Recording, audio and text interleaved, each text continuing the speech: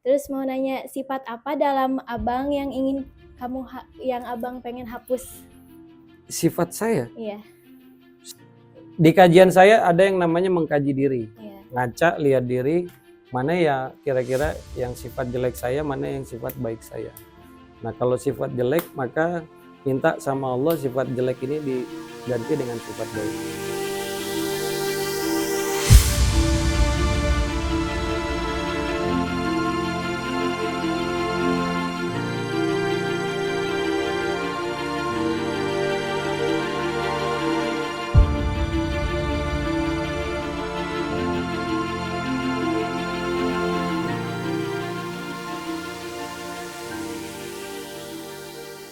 Bismillahirrahmanirrahim. Assalamualaikum warahmatullahi wabarakatuh. Waalaikumsalam warahmatullahi wabarakatuh. Berjumpa lagi di Harmoni Metafisika. Kita ngebahas sesuatu yang ringan dengan cara yang santai. Buka hati, buka pikiran. Saya berada di lokasi Cibinong di teman saya di IOJT Pro. Saya bersama Zaki dari SMK Negeri 7 Garut. Datang jauh dari Garut, temennya banyak.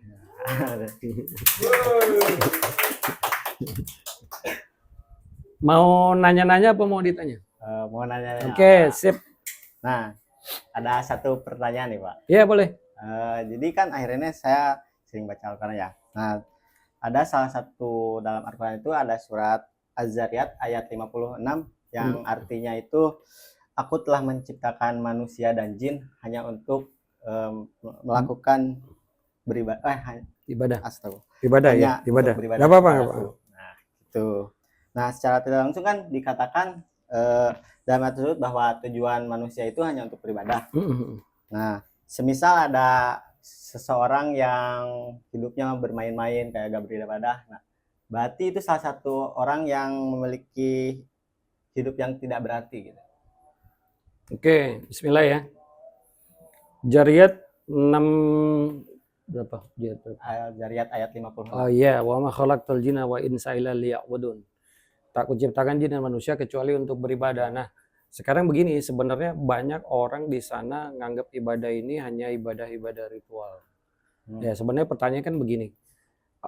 Ketika Allah bilang kita hidup di dunia jin dan manusia untuk beribadah, dikasih waktu 24 jam. Kalau cuma ibadah ritual, maka sholat itu kalau kita kali 10 menit cuma 50 menit. Ya kan? Yang 23 jam 10 menit gimana? Kan gitu. Tapi maksud Allah di situ adalah ibadah ini sebenarnya bukan hanya ibadah-ibadah ritual kan. Tapi segala sesuatu perbuatan baik yang dilakukan niat karena Allah itu disebut ibadah. Ketika kita berbuat baik sama orang tua selama diniatkan karena Allah maka disebut ibadah. Nah, ini ibadah kan? Ibadah. Ya kan, anak SMK 6 kesini kan ibadah. Ya. Selama niatnya karena Allah ya. Ya. Jadi niatkan karena Allah. Ini saya sering bilang nih begini. Jadi ketika kita belajar jangan karena cita-citanya itu benar gitu. Tapi ada yang lebih sempurna karena Allah untuk cita-citanya apa? Ya kan? Ketika kita berbuat baik sama orang tua ini bukan karena orang tuanya, tapi karena Allah untuk orang tua. Suatu saat kalian nyari rezeki itu lakukan karena Allah untuk mencari rezeki. Jadi diawali dari karena Allahnya lillahi ta'alanya itu. Baru berikutnya apa yang jadi ibadah nih sama orang tua kah gitu kan, bekerja kah.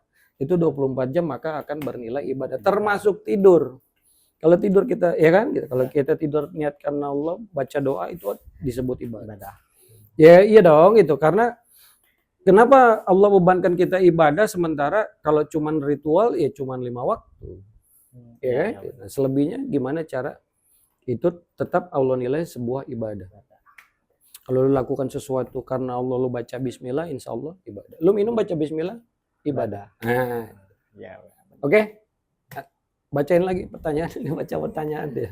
Oke, lanjut. Kan tadi tentang ibadah ya.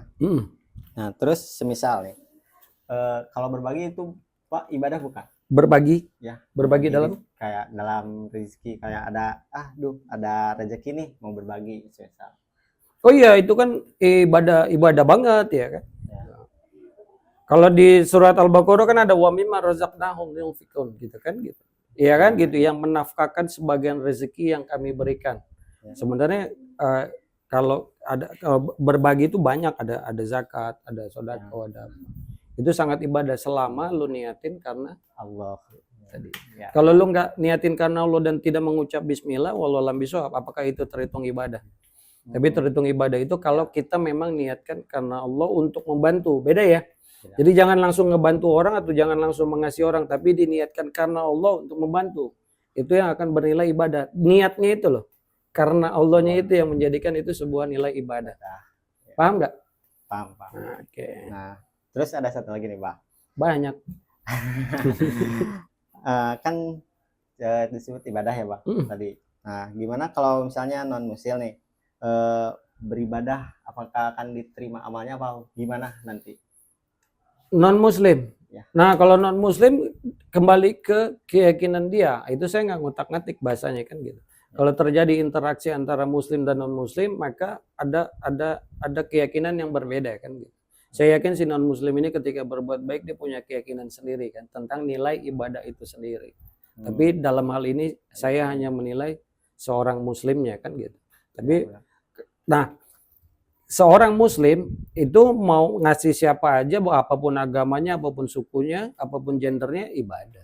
Ya. Gak ada urusan sama agamanya. Gak ada urusan. Jadi nolong orang, saya sering bilang nih, kata Allah, ahsin kama ahsanallahu ilaik, berbuat baiklah engkau kepada orang lain, itu kan gak ngeliat agamanya. Ya. Pokoknya kita gak mau tahu, kalau kita memang bisa berbuat baik, jangan pernah dilihat latar belakang ya bahasanya. Gitu loh. Jangan, ya kan? Jadi mau non muslim, mau muslim, jangan. Tapi kalau si non muslimnya, itu mereka punya keyakinan sendiri lah, saya gak berani ngotak-atik. Iya, benar. Ya kan? Ya. Itu urusan keyakinan orang, tidak dalam posisi saya untuk ngasih komentar. Gitu. Ada lagi? Cukup, Pak? Oh, cukup. Jelas. Ini gantian ya? Ya, gantian. Oh iya, oke, gantian. Kalau gitu nggak apa-apa. Berikutnya. Yuk. Makasih, Pak. Ya, santai. Ya, masih bersama anak-anak SMK 7 Negeri Garut. Ini dengan siapa? Dengan Abirama Cipta Permana. Oh, oke, panjang namanya. Panjang ya, kayak kereta. Matanya mirip gue. Matanya mirip gue. Ayo, mau nanya. Pertanyaannya itu tentang jin dan setan. Oke. Ini pertanyaannya. Apakah boleh memajang kaligrafi ayat kursi untuk mendapatkan keutamaan dari ayat kursi? Majang kaligrafinya boleh, tapi mengharapkan keutamaan enggak. Karena ayat kursi akan berfungsi ketika kita baca, kita paham maknanya. Ya. Ayat kursi itu akan benar-benar berfungsi ketika kita membacanya dan kita paham maknanya. Ada dua. Karena kita orang Indonesia kan. Iya. Ketika baca udah paham makna belum tentu kan. Belum tentu. Nah, jadi ketika kita membaca paham maknanya itu baru berfungsi ayat. Kalau enggak. Jadi pajangan gitu. Terus setan takut, enggak lah. Enggak ngaruh. Jadi ketika kita masang kaligrafi bagus banget gitu. Tapi mengharapkan itu menjadi berfungsi enggak. Kan sering ya ketemu orang yang bahasanya nauzubillah kesurupan dibaca ayat kursi santai aja ya. Iya, karena mungkin yang baca enggak paham maknanya. Paham ya? Oke. Terus yang kedua. Benarkah hadis tentang ruqyah juga untuk mengusir syaitan? Bisa ya, bisa enggak? Ini pertanyaannya aneh nih. Iya kan gitu. Iya. Mengusir jin yang ada setan ini tanpa jin di diri ada ini, diri saya itu ada setan. Disebut korin. Korin ini ada dua, dari jenis jin dan dari jenis malaikat. Ya kan? Kalau apakah ruqyah bisa mengusir setan yang ada di jin? Ya kan? Bisa. Itu memang salah satu yang disebut penyakit ain. Penyakit akibat mata hasut, mata dengki. Yang kalau bahasa gampangnya itu ada beberapa tingkatan tuh. Kesurupan, penyakit, ya banyak lah segala macam. Itu bisa, penyakit hati segala macam itu banyak. Bisa. Mau diruqyah? Nggak ada setannya. Terus yang ketiga, apakah ada mizan untuk bangsa jin dan iblis? Ada. Iblis enggak. Iblis enggak. Jin ada. Jin ada neraka surganya juga. Tapi kalau iblis enggak mutlak. Ya kan, iblis kan cuma satu. Iya. Ya dan gitu. Tapi keturunannya banyak. Itu kalau dijelasin panjang lebar. Tapi jin bagian dari keturunannya iblis. Tapi yang disebut iblis just only one. Iblis. Dia nggak ada mizan tuh. Ya dia udah dipastikan kalau kata Allah pasti masuk neraka.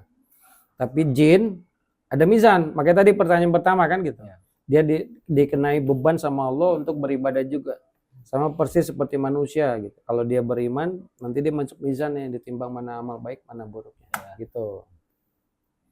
Terus apa ya? Udah kayaknya segitu sih. Amat kaku-kaku amat. Kayak kan ibu kering. Ah, Udah nih segitu doang. udah.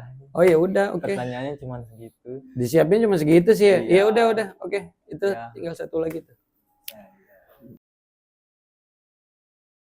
Ya, berikutnya kita masih bersama anak-anak dari SMK Negeri 7 Garut. Ini siapa? Ana. Ana. Oke. Jadi Pertanya- gini Bang, Iya. aku mau nanya. Oke. Karena kan kita sebagai manusia udah pasti pernah gitu ngelakuin kesalahan kayak Mm-mm. bohong misalnya. Mm-mm. Tapi kalau semisal kita bohong untuk menyenangkan orang lain itu sebenarnya boleh apa enggak gitu? Karena kalau dari sebagian orang ada yang bilang boleh, ada yang bilang enggak gitu. Gitu ya. Sebenarnya kalau sesuai hadis Rasulullah SAW, bohong itu yang diperbolehkan cuma dua, berperang dan menamaikan orang. Ya kan, kalau bikin senang itu tergantung. Kalau saya lebih memilih tergantung kasusnya. Ya kan gitu. Kalau dalam hal memberi pelajaran, contoh saya sering kasih contoh tuh hubungan suami istri kan banyak begitu ya. Si suami ini bohong nggak apa-apa demi istri senang. Enggak, saya nggak ngambil prinsip itu. Karena banyak ketika dia berbohong untuk nyenengin orang, pada dasarnya tidak memberikan pelajaran kepada si orang yang dibohongin.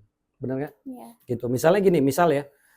Saya ambil contoh yang saya sering kasih contoh begini. Ketika istri saya masak, kan tuh umum tuh ya. Iya. Istri saya masak nyuguhin. Kalau saya bilang, wah enak, artinya senang dong. Mm-mm. Tapi besok dia buat lagi kayak gitu. Mm-mm. Iya dong. Iya. Tapi ketika saya bilang, oke enak, tapi kayaknya kurang bumbu deh. Iya. Besok dia mau belajar ya? Mau. Dia mau pasti belajar, mau, ya kan? 4 kali 5 kali begitu, maka dia akan menyediakan saya makanan enak. Mm-mm. Ya dong. Atau gini, tiba-tiba istri saya datang bawa kaos kotak-kotak. Iya. Ini buat kamu. Terus saya bilang, oh bagus nih. Besok dia beliin lagi kotak-kotak. Tapi kalau saya bilang, bagus sih, cuman saya lebih suka yang polos. Besok dia beli yang polos apa yang kotak-kotak? Yang polos. Ya kan gitu. Jadi lebih baik boleh untuk nyenengin awalnya, tapi untuk ada pendidikan kita harus ngomong biar si orang ini juga maju, bukan Iya. hanya nyenengin Oh, doang. iya, Paham ya? Iya, paham. Gitu. Berikutnya. Pertanyaan yang kedua mungkin agak jauh dari materi yang sebelumnya. Wih, lompat deh, jauh-jauh deh. Dari Garut Jakarta. Kan gini ya, kita tuh kan sering misalnya dikasih tahu sama orang tua. Atau misalnya kita disuruh ke hal-hal yang baik, misalnya kayak sholat, ngaji gitu. Tapi si orang tuanya ini nggak melakukan itu. Misalnya kayak dia nyuruh kita ngaji, tapi semisalnya dia nggak ngaji gitu. Cara nanggepinnya gimana? Karena kan kalau misalkan kita ngelawan juga salah gitu. Cara ngasih taunya gimana? Ini umum terjadi ya. Iya. Umum terjadi ya nggak sih gitu.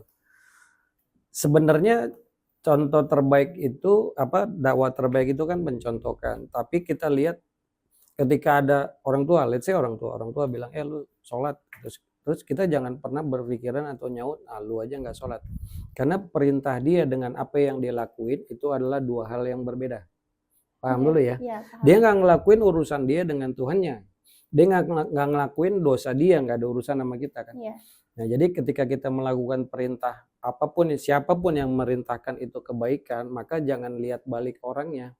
Iya. Karena ketika orangnya belum bisa melakukan itu urusan dia.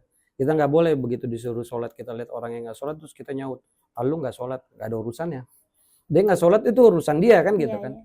Nah tapi urusan kita ketika diperintahkan sholat ya udah, kalau mau lakuin silakan, kalau nggak mau jangan pernah nunjuk balik, paham nggak? Paham, Nah, paham. kayak gitu maksudnya. Oh, jadi nggak harus juga gitu, misalnya mama aja nggak sholat. Enggak, jangan, misalnya jangan, gitu. jangan.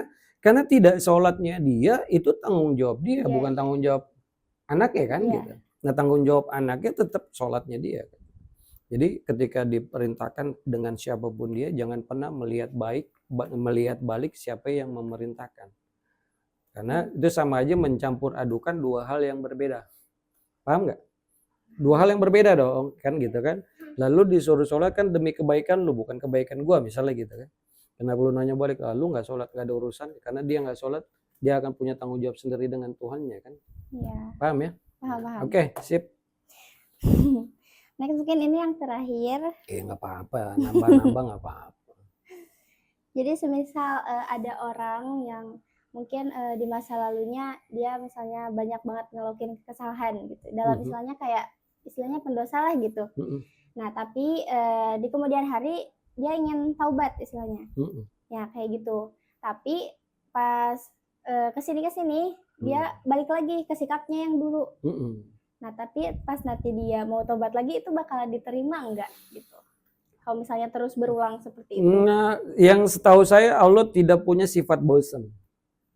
Ya kan gitu. Jadi ngelakuin kesalahan, hilaf lagi, ngelakuin kesalahan, hilaf lagi. Jangan pernah berhenti untuk meminta ampun. Ingat kita punya Tuhan Maha Pengampun, jadi seberapa kali pun kita balik lagi ke perbuatan dosa, minta ampun aja. Jangan pernah berpikiran, nanti setan ngebisikin tuh, lalu tobat, kumat, mendingan ntar aja, enggak, jangan. Jadi ketika balik lagi melakukan dosa, minta ampun lagi. Akhirnya hilaf lagi, minta ampun terus. Jangan pernah bosan. Yakinlah Allah Maha Pengampun, seberapa kali pun kita balik lagi ke jurang yang sama, Allah pasti ngampunin. Gak usah takut. Allah Maha Pengampun. Yang terima tobat kan Allah ya, bukan orang. Orang ngomong aja itu nggak diterima, nggak ada yang terima Tuhan. Nggak ada urusan. Gitu. Ya, paham. Nah. Mungkin udah sih sekian. Udah sekian. Cepet-cepet. Dari aku. Briefnya Jotom nih, cepet-cepet banget nih. Iya, oke. Iya. Oke, next yang berikutnya masih dari SMK Negeri 7 Garut dengan adik siapa? Destiana. Destiana, ya, oke. Mau nanya apa? Agak lebih kencang. Ya kan katanya perempuan itu lebih dimuliakan ya. Nah kayak zaman sekarang itu banyak isu kayak poligami. Jadi hal yang dianggap tidak adil bagi perempuan itu gimana sih? Tidak adil bagi perempuan. Sebenarnya perempuan sangat dimuliakan. Pertama, Nabi laki-laki ya, tapi tidak ada seorang nabi pun kecuali dilahirkan dari seorang perempuan gitu. Jadi perempuan sangat dimuliakan. Sementara laki-laki itu sampai dia meninggal milik ibunya. Berarti seorang nabi pun seharusnya mencari ridho ibunya. Berarti tinggi dong levelnya. Ya, ini seumuran gini nanyain poligami loh. Ya nggak sih? Tapi saya jelasin ya. Yang beredar di masyarakat ini menurut saya, nih disclaimer dulu ya, saya bukan untuk menyalahkan orang, tapi ngelihat dari sudut pandang lain. Poligami itu secara hukum adalah diperbolehkan, bukan sunnah ya. Hukumnya jaiz, diperbolehkan. Ada tanda bintang, syarat dan ketentuan berlaku sangat berat. Misal, poligami itu hukumnya boleh diperbolehkan. Keterikatannya misal gini nih, misal saya nih, boleh poligami bang? Boleh, bini saya membolehkan.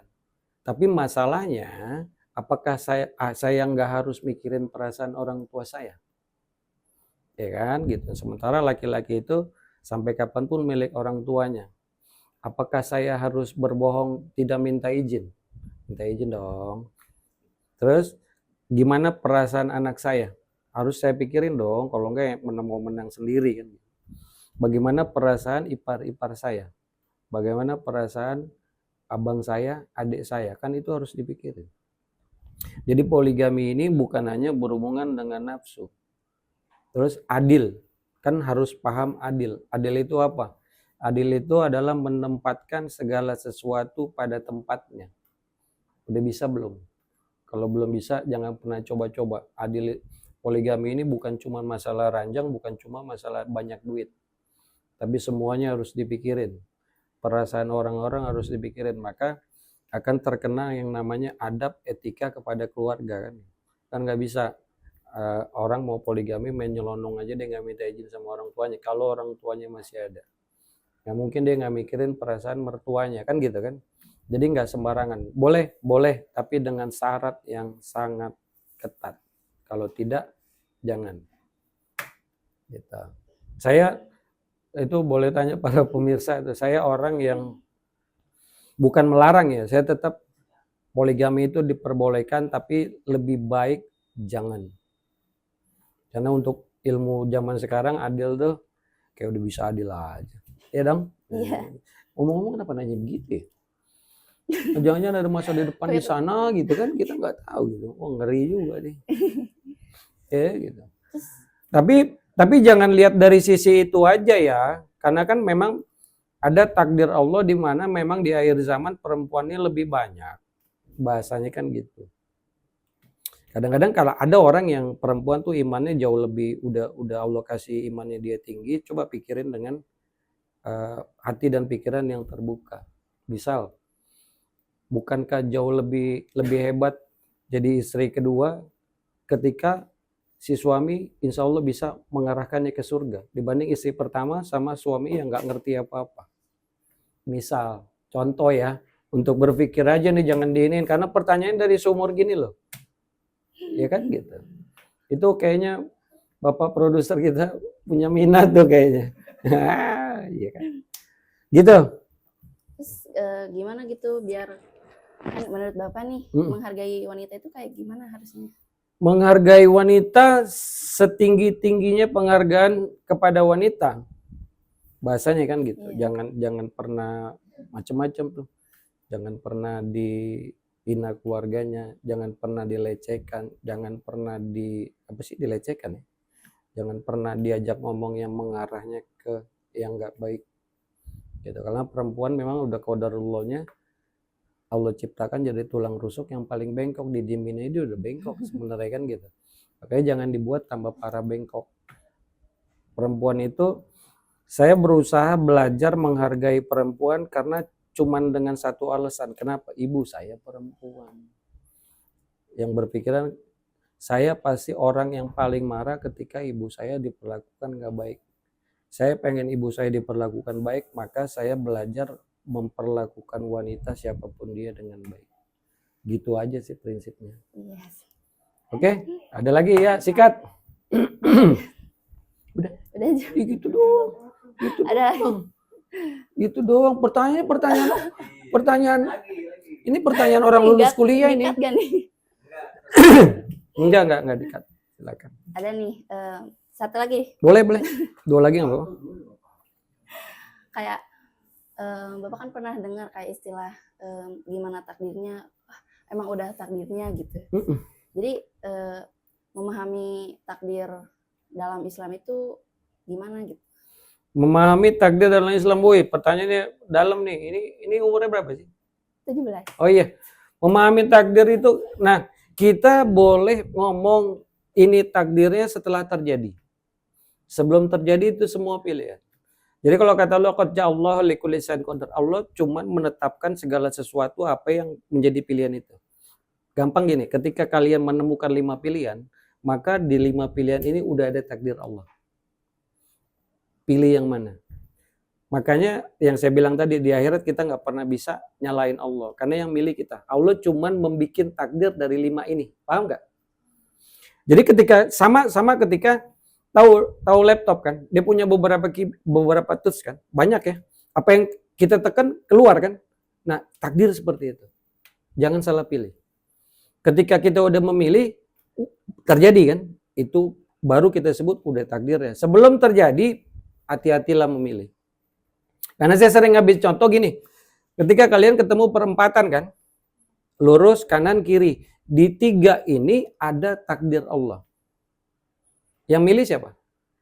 Kita. Jadi ketika kita milih, dia akan ketemu takdirnya. Mungkin kalau kita ngambil lurus, takdirnya macet. Ya kan? Kalau kita ambil kanan, bisa jadi ban kempes. Misalnya kan gitu. Kita ketemu takdir kiri, ada apa? Jadi ketika kita memilih, itu kita yang menentukan pilihan, tapi apapun yang kita pilih, udah ada takdir Allah. Paham nggak? Iya, Pak. Nah, hati-hati memilih ya. Sering-sering minta sama Allah dipilihin yang terbaik. Pertanyaannya berat deh. Ada lagi? Nggak apa-apa, santai aja. Di luar kepala aja apa yang lagi diingat nih. Terus pertanyaan takdir bagus tuh. Imanin dengan benar. Ini orang banyak nyalain takdir setelah terjadi. Setelah terjadi benar memang udah takdirnya, tapi saat sebelum takdir itu terjadi bukannya milih.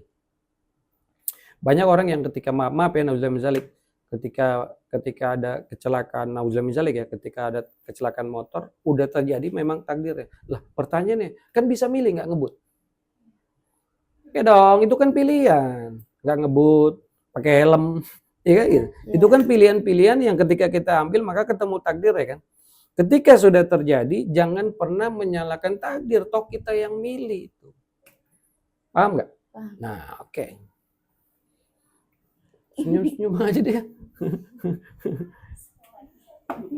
Gimana? Ada lagi? Enggak, udah. Oh, udah dia udah. Satu lagi tuh.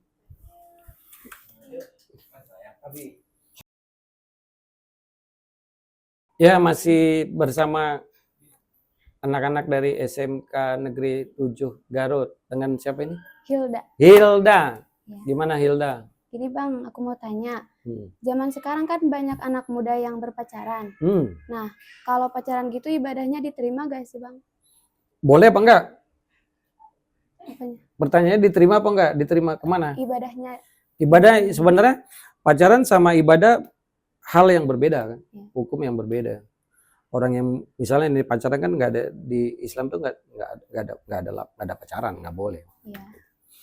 Orang yang berpacaran sholatnya diterima nggak? Misalnya gitu, Iya gitu. diterima aja karena itu dua hal yang berbeda kan.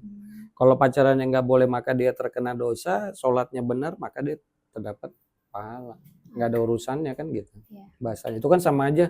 Rokok nggak boleh kan? Iya. Orang jilbab nggak ngerokok, jilbabnya nggak diterima dong, kan nggak ya? Iya. Nah, itu dua hal yang berbeda ya, paham ya Hilda ya? Oke, pertanyaan kedua. Ini jauh dari pertanyaan pertama. Nggak apa-apa, jauh banget dari Garut Jakarta nggak apa-apa. Mengapa dalam Islam ada perbedaan pendapat di antara ulama tentang interpretasi Al-Quran dan hadis? Nah, itu dia, cakep. Pertanyaan ini cakep. Ini dapat bisikan dari mana dia? Sudut pandang, saling melengkapi. Ini saya sering bilang, tafsir Al-Quran dan hadis itu sebenarnya tidak ada perbedaan. Tapi sudut pandang yang bisa saling melengkapi. Saya ambil contoh begini, ini saya ambil contoh nih. Misal, nih, ini ceritanya nih, ini saya taruh gelas ini, Hilda buka kamera, saya buka kamera, kita sama-sama foto gelas ini. Ngerti nggak? Iya. Kita sama-sama foto. Sama nggak yang dilihat? Beda. Yang dilihatnya? Sama. Sama. Sudut pandangnya? Beda. Beda. Kalau saya mau menerima ini dengan utuh, saya harus lihat fotonya Hilda dong. Iya. Ya kan? Coba lihat Hilda fotonya. Nah, ketika saya satukan hasil foto saya dengan hasil foto Hilda, maka menjadikan kesempurnaan kan. Nah, makanya dalam menerima perbedaan itu harus buka hati, buka pikiran. Ya kan? Karena sebenarnya itu hanya menjadi sebuah puzzle yang saling melengkapi. Paham nggak? Iya, paham. Ya, itu baru kita berdua loh. Gimana kalau gelas ini semuanya ambil foto, ambil kamera foto. Punya sudut pandang masing-masing nggak? Iya. Punya. Beda. Tapi yang dipoto sama kan? Sama. Nah, paham nggak maksudnya? Iya, paham. Nah, sudut pandangnya berbeda. Sebenarnya tidak ada yang salah misalnya, cuman karena egois apa segala macam kan tidak mau menerima sudut pandang orang, akhirnya pengetahuan dia yang menyempit kan. Kalau saya buka hati, saya terima semua fotonya, sudut pandang saya jadi luas ya? Jadi luas. Jadi luas. Iya. Paham ya maksudnya? Paham. Nah, oke. Udah segitu aja Bang. Udah gitu doang, cepet amat. Nah, tapi pertanyaannya oke nih, sip. Ya, ini yang kedua masih dari SMK Negeri 7 Garut. Dengan siapa, Dek? Dengan Nabila. Nabila, ya. Apa, mau bertanya apa mau ditanya? Ya, mau bertanya. Gini Bang, anak muda zaman sekarang kan pada jauh nih dari agama. Nah, aku mau nanya, bagaimana anak muda Zaman sekarang? Iya, anak benar. muda Nggak zaman sekarang caranya agar dekat dengan agama gitu. Cara dekat dengan agama anak muda sekarang ya? Iya. Nah, anak muda sekarang gimana supaya dekat sama agama? Sebenarnya pertama sih didikan orang tua dari keluarga kan. Kalau keluarga, misal kalau keluarga si anak ini ngelihat nih, kalau keluarga kok kayaknya nggak ngasih gangguan, ada petir, santai. Langsung lanjut. Ya. Ini terus nih jawab nih. Coba. Pertama dari keluarga kan. Ketika nih dengerin nih ketika keluarga respect dari diri sendiri. Ketika keluarga ngeliat tuh, kok kayaknya keluarga gue nggak kedeketin gue sama agama, tanya. Ya kan gitu, tanya sama ibu bapaknya, gimana, gue pengen deket agama nih, minta fasilitas dari keluarga dulu gitu kan gitu. Kalau misalnya biasanya mereka mungkin karena kehidupan dunia ya sibuk atau apa, mereka lupa kan gitu. Si anaknya nih harus mawas nih ketika kayaknya gue nggak terlalu ngeh ya sama agama, gue tanya bokap nyokap, gue ini dong cariin gue guru ngaji dong, atau lu bahasanya gitu, bokap nyokap ada rekomen tempat kajian atau apa yang bisa saya datengin nggak gitu bahasanya. Terus buka Quran, bahasanya banyak lah cara gitu. Cuma jangan sampai anak muda sekarang seumuran kalian itu jauh dari agama, nanti gampang dibohong-bohongin sama dunia. Ya kan gitu. Oke. Mau ada pertanyaan lagi? Boleh, Tapi banyak. boleh soal pribadi gitu. Boleh dong. Iya. Wah, ini curhat nih. Gimana? Apakah abang sudah bangga dengan kehidupan saat ini? Saya? Iya. Oh belum, masih kejauhan. Masih ini bangga dalam hal apa ya? Hal apa aja? Dalam hal apa aja enggak. Saya berusaha belajar mengaplikasikan apa yang kata Al-Quran kan gitu. Misalnya gini, kebanggaan buat saya nggak ada, karena pertama segala bentuk kebaikan datangnya dari Allah. Benar nggak? Yeah. Nah kalau kita kemarin tuh saya ada di podcast saya tuh, Alhamdulillahirobbilalamin, kan segala puji bagi Allah kan gitu. Nah segala bentuk kebaikan itu cuman dikasih. Jadi si Romi ini ketika siapapun bisa, dia orangnya bisa berbuat baik itu cuman karena dikasih. Maka yang berhak dipuji bukan siapa? Kita. Bukan kita yang berhak dipuji, maka Allah kan. Karena cuman dikasih kan. Jadi belajar untuk nggak terima pujian sih, gitu bahasanya. Jaga. Kalau bangga ya banggalah hidup ya. Hidup bangga ya. Bangga nggak sih hidup? Terus ada yang mau nanya lagi, kan kita anak muda pasti punya salah ya. Terus mau nanya, sifat apa dalam abang yang ingin yang abang pengen hapus? Sifat saya? Iya. Sifat, ini pertanyaannya ini nih, sifat saya yang, banyak, sifat jelek kan pasti ya. Karena gini, pertama ini salah satunya. Di kajian saya ada yang namanya mengkaji diri. Ngaca, lihat diri, mana ya kira-kira yang sifat jelek saya, mana yang sifat baik saya. Nah kalau sifat jelek, maka minta sama Allah sifat jelek ini diganti dengan sifat baik. Kalau ngerasa udah ada sifat baik, maka minta sama Allah untuk dipertahankan atau lebih. Tapi intinya diminta. Kalau ditanya masih banyak, saya orang yang terlalu banyak dosa sama kesalahan, bahasanya. Gitu. Iya, terima kasih. Udah gitu dong? Udah. Udah, kira udah lagi gitu. Oke, terima kasih sebelumnya buat tuan rumah JT Pro Gotom dan adik-adik saya, anak-anak saya dari SMK Negeri 7 Garut. Terima kasih ya. Insya Allah bermanfaat. Wassalamualaikum warahmatullahi wabarakatuh. Waalaikumsalam warahmatullahi wabarakatuh.